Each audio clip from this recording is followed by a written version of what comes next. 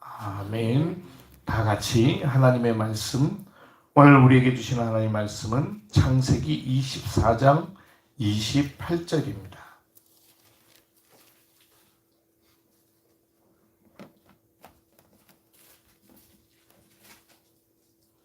창세기 24장 28절.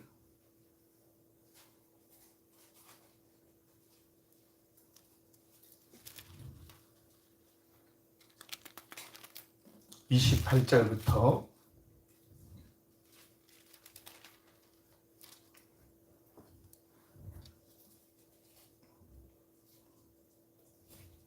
49절까지 우리 나누어서 함께 보도록 하겠습니다. 제가 한 절, 여러분들이 한 절 교독하시겠습니다. 28절. 소녀가 달려가서 이 일을 어머니 집에 알렸더니 리브가에게 어려움가 있어 그의 이름은 라반이라. 그가 우물로 달려가 그 사람에게 이르러 그의 누이의 코골이와 그 손에 손 목걸이를 보고 또 그의 누이 리브가가 그 사람이 자기에게 이같이 말하더라 함을 듣고 그 사람에게로 나아가니라. 그때에 그가 우물가 낙타 곁에 서 있더라. 라반이 이르되 여호와께 복을 받은 자여 들어오소서. 어찌 밖에 서 있나이까. 내가 방과 낙타의 처소를 준비하였나이다. 그 사람이 그 집으로 들어가매 라반의 낙타의 짐을 부리고 집과 사료를 낙타에게 주고 그 사람의 발과 그의 동행자들의 발 씻을 물을 주고 그 앞에 음식을 빼니 그 사람이 이르되 내가 이를 진술하기 전에는 먹지 아니하겠나이다. 라반이 이르되 말하소서. 그가 이르되 나는 아브라함의 종이니이다. 여호와께서 나의 주인에게 크게 복을 주시어 장성하게 하시되 소와 양과 은과 금들과 낙타와 나귀를 그에게 주셨고 나의 주인의 아내 사라가 노년에 나의 주인에게 아들을 낳음에 주인이 그의 모든 소유를 그 아들에게 주었나이다. 나의 주인이 나에게 맹세하게 하여 이르되 너는 내 아들을 위하여 내가 사는 땅 가나안 족속의 딸들 중에서 아내를 택하지 말고 내 아버지의 집 내 족속에게로 가서 내 아들을 위하여 아내를 택하라 하시기로 내가 내 주인에게 이르되 혹 여자가 나를 따르지 아니하면 어찌하리까 하니라. 주인이 내게 이르되 내가 섬기는 여호와께서 그의 사자를 너와 함께 보내어 네게 평탄한 길을 주시리니 너는 내 족속 중 내 아버지 집에서 내 아들을 위하여 아내를 택할 것이니라. 내가 내 족속에게 이를 때에는 내가 내 맹세와 상관이 없으리라. 만일 그들이 내게 주지 아니할지라도 내가 내 맹세와 상관이 없으리라 하시기로. 내가 오늘 우물에 이르러 말하기를 내 주인 아브라함의 하나님 여호와여 만일 내가 행하는 길에 형통함을 주실진대 내가 이 우물 곁에 서 있다가 젊은 여자가 물을 흘러오거든 내가 그에게 청하기를 너는 물동의 물을 내게 조금 마시게 하라 하여 그의 대답이 당신은 마시라 내가 또 당신의 낙타를 위하여도 기르리라 하면 그 여자는 여호와께서 내 주인의 아들을 위하여 정하여 주신 자가 되리이다 하며 내가 마음속으로 말하기를 마치 이러 전에 리브가가 물동이를 어깨에 메고 와서 우물로 내와 걷기로 내가 그에게 청하기를 내게 마시게 하는즉 그가 급히 물동이를 어깨에서 내리며 이르되 마시라 내가 당신의 낙타에게도 마시게 하리라 하기로 내가 마시매 그가 또 낙타에게도 마시게 한지라. 내가 그에게 묻기를 내가 네 딸이냐 한즉 이르되 그가 나홀에게서 낳은 그의 네 딸이라 하고 내가 꼬리를 그 코에 빼고 손목걸이를 그 손에 끼우고 내 주인 아브라함의 하나님 여호와께서 나를 바른 길로 인도하사 나의 주인의 동생의 딸을 그의 아내를 위하여 택하게 하셨으므로 내가 머리를 숙여 그에게 경배하고 찬송하였나이다. 이제 당신이 남자가 실실함으로 내 주인을 대접하려거든 내게 알게 해주시고 그렇지 아니할지라도 내가 알게 해주셔서 내가 울든지 가든지 행하게 하소서. 아멘. 기도하겠습니다. 걸어가신 주님 감사합니다. 오늘도 우리에게 주시는 말씀과 그 뜻을 깨닫게 하시고 주님과 동행하도록 저희들을 인도해 주옵소서. 예수님의 이름으로 기도드리옵나이다. 아멘. 우리가 어제 아브라함이 그의 아들인 이삭을 위하여 이삭의 아내, 다시 말하면 아브라함 자신에게는 며느리감을 택하기 위하여 그 종을 보내는 장면들을 우리가 보았습니다. 그때 이 아브라함이 아브라함의 종에게 이르기를 너는 여기서 내 아들을 위하여서 아내를 택하지 말고 너 이 족속 중에서 아들을 위하여서 꼭 며느리감을 데리고 와라 이렇게 말했습니다. 그래서 우리는 여기에서 중요한 것을 얻게 되었다고 그랬습니다. 그것은 이 아브라함이 자기가 사는 땅, 가나안 땅에서 사람들을 택해서 그 중에 아들을 위하여 며느리를 취하지 않고 자기가 속한, 다시 말하면 하나님의 나라에 속한 그곳에서 자기 아들을 위하여 며느리를 택했다라고 하는 것을 우리가 보았습니다. 그래서 우리는 우리가 때때로 살아가는 중에 꼭 그것은 진리가 아니지만 그럼에도 불구하고 가능하면 우리가 우리의 믿음의 가족들을 선택하는 일에서 우리가 믿음의 사람들과 함께 교제를 나누는 것이 얼마나 중요한 일인가, 그러한 내용들을 함께 보았습니다.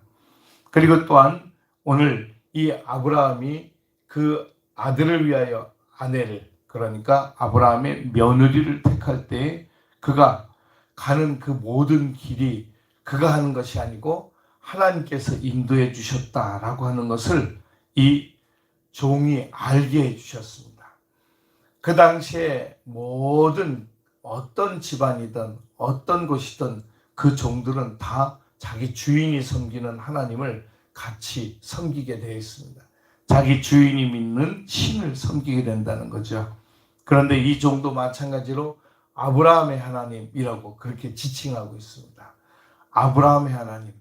그러니까 이 종이 믿고 따르고 의지해 온 것은 아브라함이 믿는 그 하나님, 여호와 하나님을 같이 믿고 따라온 거죠. 그리고 하나님 앞에 기도하기를, 하나님 만약에 이리 하면 이것이 하나님의 뜻인 줄 알겠습니다 라고 말했습니다.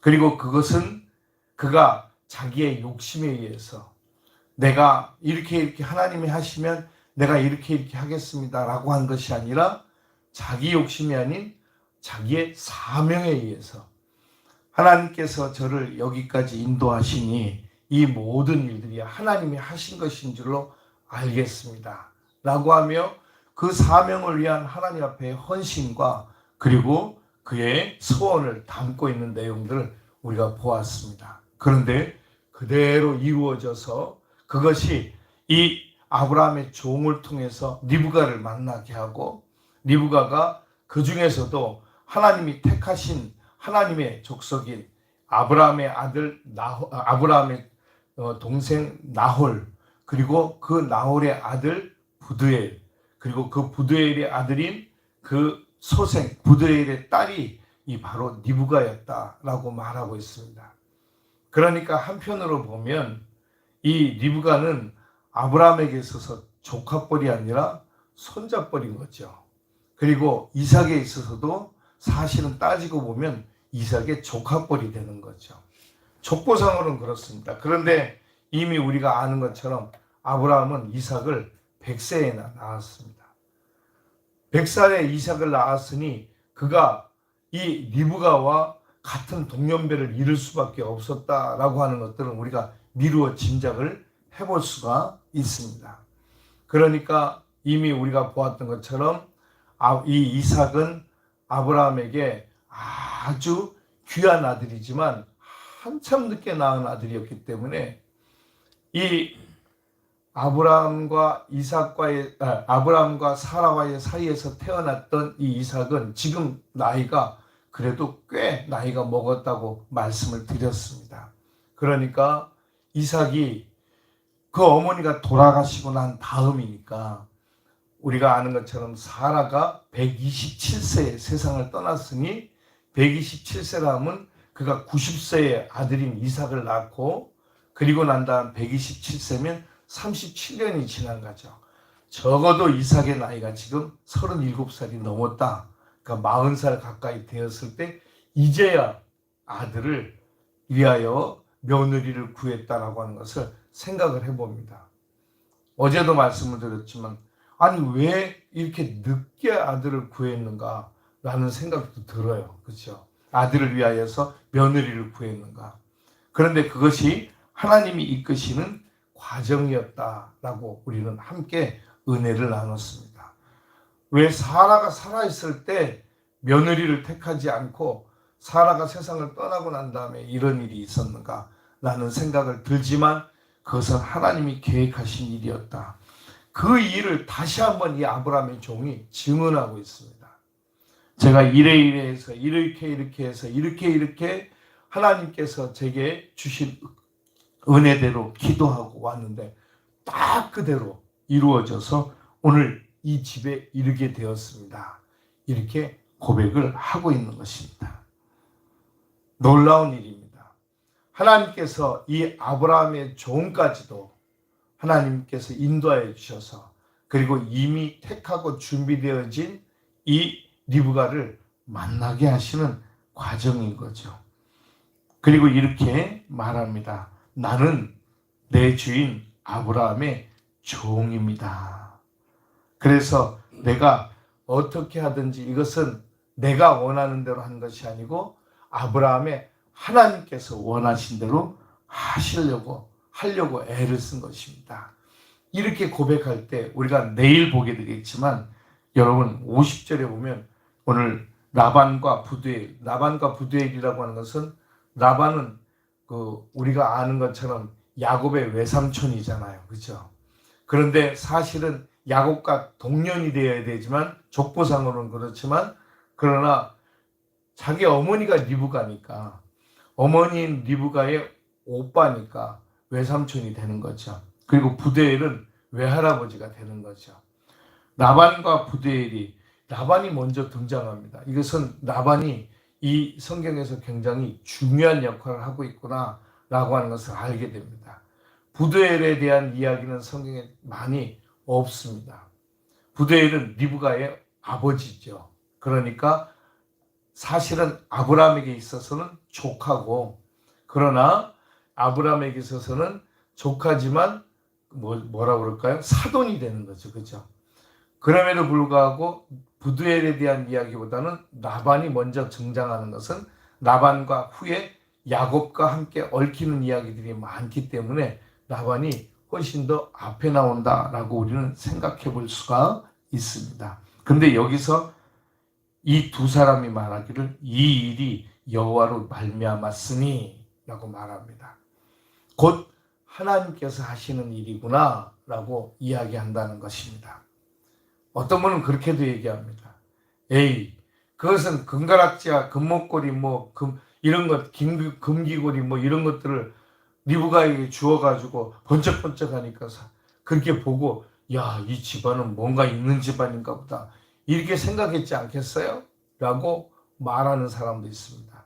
그러나 사실 그보다는 훨씬 더 오늘 성경에 우리가 이 흘러가는 이야기들을 보면 이 사람들이 이 아브라함의 종의 간증을 듣고 그것을 진실함으로 여겼구나 라고 하고 그것을 인정하고 받아들였다라고 하는 것을 우리가 함께 볼 수가 있습니다. 그러니 오늘 이 성경의 주인공은 오늘 이야기의 주인공은 리브가도 아니고 라반도 아니고 부두엘도 아니고 아브라함도 아니고 하나님이신 것입니다. 하나님이 이 모든 역사를 이끌어 가시고 인도에 가시는구나. 그렇구나. 그렇다면 우리는 한 가지 더 중요한 사실을 깨달을 수 있습니다. 그것은 우리의 생에도 하나님이 이끌어 가시겠구나. 하나님이 반드시 나를 인도해 가시겠구나. 하나님께서 내 길을 인도해 하신 이 모든 길에 나와 지금까지 한 번도 나를 버리시거나 떠나신 적이 없이 여기까지 나와 함께 하셨구나. 할렐루야. 저는 이 성경을 읽으면서 늘 깨닫는 것이 그런 것입니다. 하나님이 우리와 함께 하십니다. 아브라함의 하나님, 이삭의 하나님, 야곱의 하나님 이러잖아요. 그죠? 아브라함의 하나님, 이삭의 하나님, 야곱의 하나님, 여러분 무슨 뜻인지 지난번에 제가 잠깐 말씀을 드렸지만 이것은 아브라함과도 함께 하셨던 하나님이 이삭과도 함께 하시고 야곱과도 함께 하신다. 그래서 이 유대인들에게는 아브라함의 하나님, 이삭의 하나님, 야곱의 하나님이라고 고백하는 그 하나님은 나와도 함께 하신다는 확신인 것입니다. 우리 조상들의 하나님입니다. 그 자기 조상들의 하나님이 자기와는 무슨 상관이 있겠어요. 그죠? 그 하나님은 아브라함 때도 함께 하시고 이삭 때도 함께 하시고 야곱 때도 함께 하시고 이 세월이 여러분 뭐 100년입니까? 아닙니다. 200년, 300년이 되거든요. 그죠? 이 세월 동안 함께 하셨다고 하는 것은 아브라함도 죽고 이삭도 죽고 야곱도 죽었지만 하나님은 지금도 살아계십니다. 이런 고백이에요. 그러니까 그 하나님이 나의 하나님이십니다. 라고 하는 것을 우리가 깨닫게 됩니다. 성경 곳곳에 흐르는 것은 야곱의 고백이거든요. 야곱이 그렇게 말했죠. 베델에서 자기 형 에서의 눈을 피해서 도망했잖아요. 베델에서 거기서 자기가 자던 돌멩이를 베개했던 것들 거기다 돌멩이를 세우고 이곳은 하나님의 집이다. 그래서 이름을 베델이라고 바꿉니다. 원래는 루스였다고 그랬는데 하나님의 집이라고 이렇게 바꾸고 난 다음에 하나님이 여기 계시거늘 내가 알지 못했다. 이렇게 고백하거든요.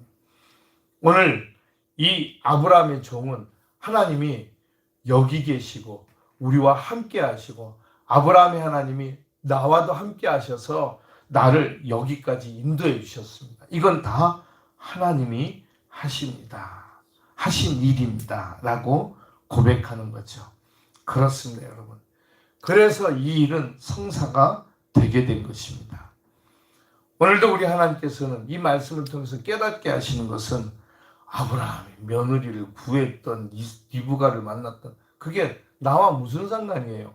라고 말할 수 있지만 그게 아니고 하나님께서 이와 같이 이들과 함께 하셨던 것처럼 오늘 나와도 함께 하실 것을 우리는 믿는 것입니다.